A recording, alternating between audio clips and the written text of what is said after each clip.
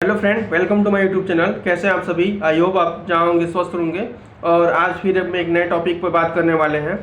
कुछ बैठक हुई है अभी इंडियन पोस्ट ऑफिस में कुछ अधिकारियों में, जिसमें हमारे कुछ बड़े बड़े विभागीय नेता और कुछ हमारे यूनियन लीडर जो थे बैठे हुए थे।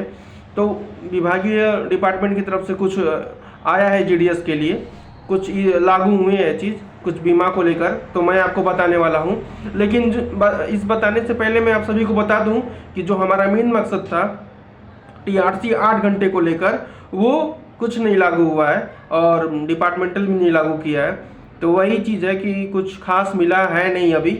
और जो 12-12 से स्ट्राइक होने वाली है उसमें मतलब उसको लेकर अभी क्या रणनीति और बनाई गई है इसको लेकर, क्योंकि जो पूरे 2.5 लाख जीडीएस कर्मचारियों को चाहिए उसके विषय में बात तक नहीं किया जा रहा है। जी हाँ, जो चीज़ हमें चाहिए उसके विषय में अभी तक बात नहीं किया जा रहा है। और मैं बताऊंगा कि क्या क्या प्रस्ताव रखा गया है डिपार्टमेंट की तरफ से, और जो 12 दिसंबर से स्ट्राइक होने वाली है उसका क्या रणनीति होगा, और आगे अब क्या यूनियन लीडर जो हमारे हैं वो अब क्या कार्रवाई करेंगे। तो आइए जानते हैं। वीडियो स्टार्ट करने से पहले मैं सभी से रिक्वेस्ट करता हूं कि अगर आप मेरे वीडियो पर नए आ रहे हैं तो प्लीज़ लाइक करिए, सब्सक्राइब करिए और अपना प्यार दीजिए और अधिक से अधिक व्यू करिए। तो आइए शुरू करते हैं।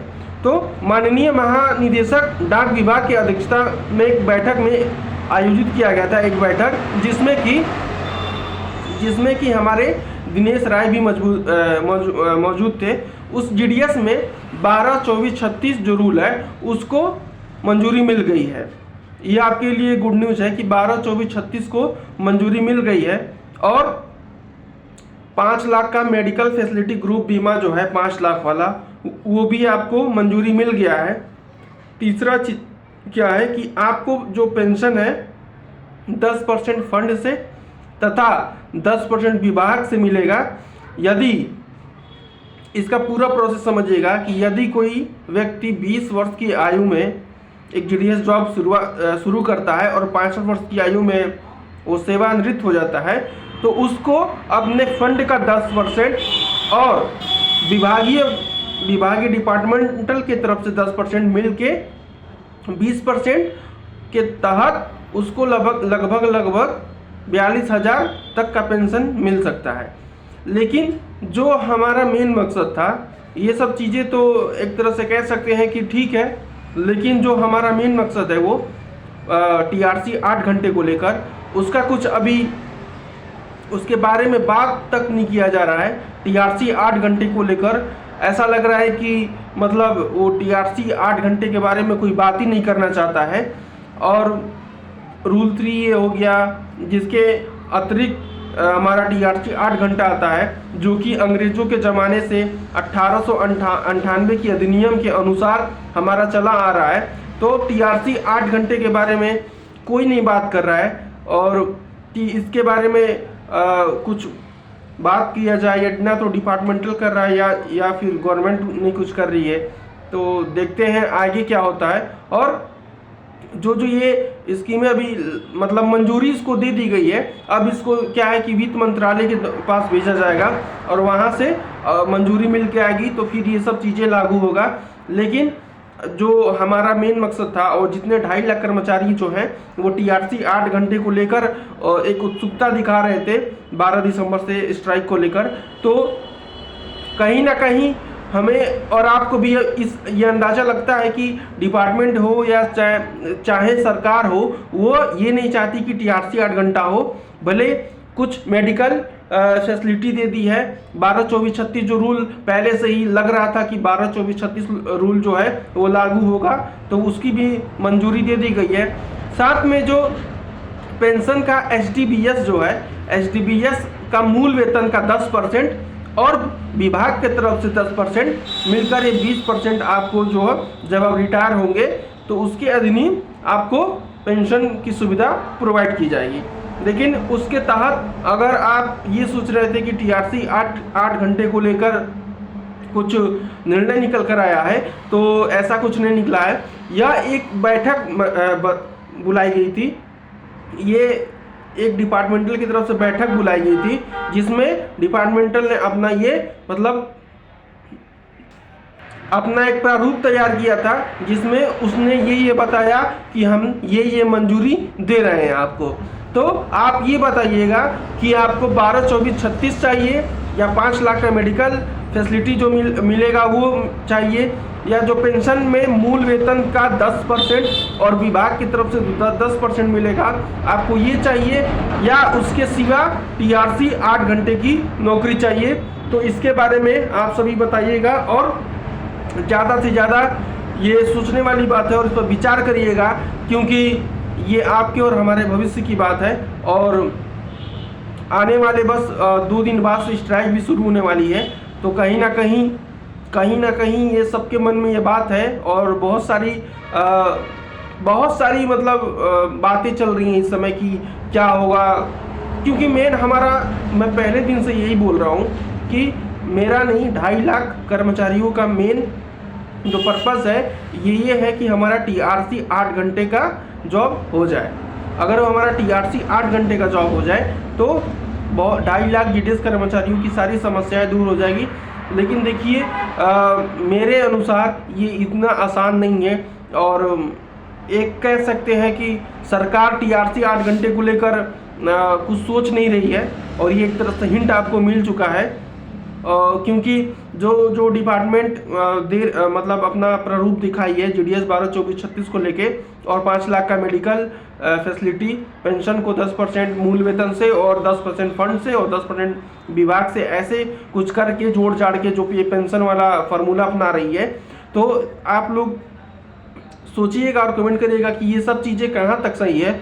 और जो 12 दिसंबर से स्ट्राइक होने वाली है तो क्या उस स्ट्राइक से कुछ फ़ायदा होगा या नहीं होगा, क्योंकि जो हमारा जो डिमांड था, पहला ही डिमांड था टीआरसी 8 घंटे को लेकर और पेंशन की सुविधा उपलब्ध कराया जाए, जिसमें पेंशन की सुविधा को लेकर डिपार्टमेंट भी तैयार हो गया है, लेकिन टीआरसी 8 घंटे को लेकर डिपार्टमेंट तैयार नहीं है और ना ही सरकार तैयार है, और ना ही कभी भी जब भी लोकसभा की बैठक में या डिपार्टमेंटल की बैठक में जब भी बैठक बुलाया जाता है तो टीआरसी 8 घंटे के बारे में बात नहीं किया जाता है, सिवाय कि जीडीएस के ग्रुप इंश्योरेंस मेडिकल को लेकर 12, 24, 36 को लेकर, और ये कह सकते हैं कि पेंशन को लेकर अब ये जो नया अकॉर्डिंग थोड़ा है पेंशन एचडीबीसी के तहत, जिसमें आपके मूल वेतन का 10% और विभाग की तरफ से 10% कट के जो मिलेगा, तो एक ये प्लस पॉइंट दिखा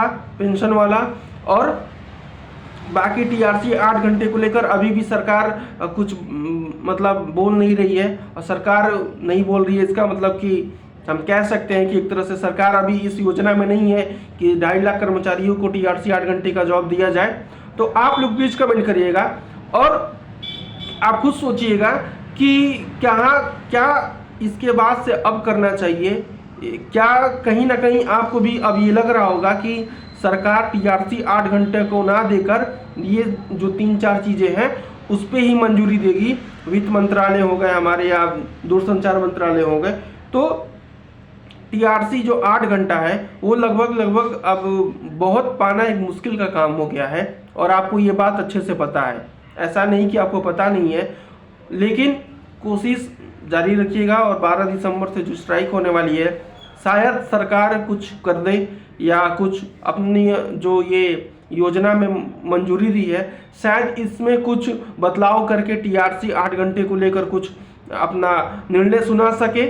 हम ये उम्मीद करते हैं और ये आशा करते हैं कि 12 दिसंबर के बाद से कुछ भी गवर्नमेंट अगर कुछ अपना रूल बनाती है या कुछ अपना बैठक बुलाती है डिपार्टमेंट की तरफ से या यूनियन लीडर की तरफ से, तो इसमें अगर सरकार टीआरसी 8 घंटा दे देगी तो शायद सारे कर्मचारियों के लिए बहुत बड़ी खबर होगी। मुझे नहीं लगता कि ये 12, 24, 36 और 5 लाख का मेडिकल फैसिलिटी से आप उतना खुश होंगे जितना कि अगर आपको टीआरसी 8 घंटे की जॉब मिल जाए। तो अब देखते हैं कि कल 10 हो जाएगा, 11 और 12 ट्यूसडे से जो स्ट्राइक होने वाली है अनिश्चित काल के लिए, तो इसमें कहाँ तक ये हड़ताल सफल होता है। और इसमें सरकार का सबसे बड़ा डिसीजन है हमारे लिए, हमारे भविष्य के लिए, और देखते हैं कि अब क्या होता है। क्योंकि ये जो मंजूरी दी गई है, यह एक बैठक बुलाई गई थी डिपार्टमेंट की तरफ से। तो मेन वही है कि डिपार्टमेंट अगर मंजूरी दे देगा तो फिर गवर्नमेंट भी दे देगी, मेन तो हमारा डिपार्टमेंट ही है। तो कहीं ना कहीं अब 12 दिसंबर से ये डिसाइड होगा कि आगे का क्या योजना है, और जितने भी 2.5 लाख कर्मचारी हैं हमारे, और उनका क्या होगा। क्या टीआरसी, अगर टीआरसी 8 घंटा नहीं होगा तो क्या सरकार करेगी? क्या सरकार कुछ एग्जामिनेशन को लेकर बदलाव कर सकती है क्या, कि जीडीएस की 1 साल बाद एमटीएस हो सके, ऐसा कुछ क्या करेगी? या देखिए अभी कुछ ये सब चीज़ें सरकार के ऊपर है।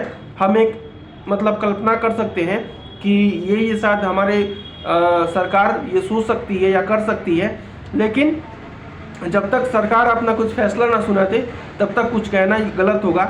और हम ये उम्मीद करते हैं कि जो 12 दिसंबर से स्ट्राइक होने वाली है उसमें शायद सरकार को कुछ फर्क पड़े, और जितने भी आज के डेट में ये मंजूरी दी गई है उससे चलिए हमें खुशी है। लेकिन अगर हमारा टीआरसी 1 पॉइंट और बढ़ा दे, इसमें केवल आप 1 पॉइंट और बढ़ा दे कि सारे 2.5 लाख कर्मचारियों को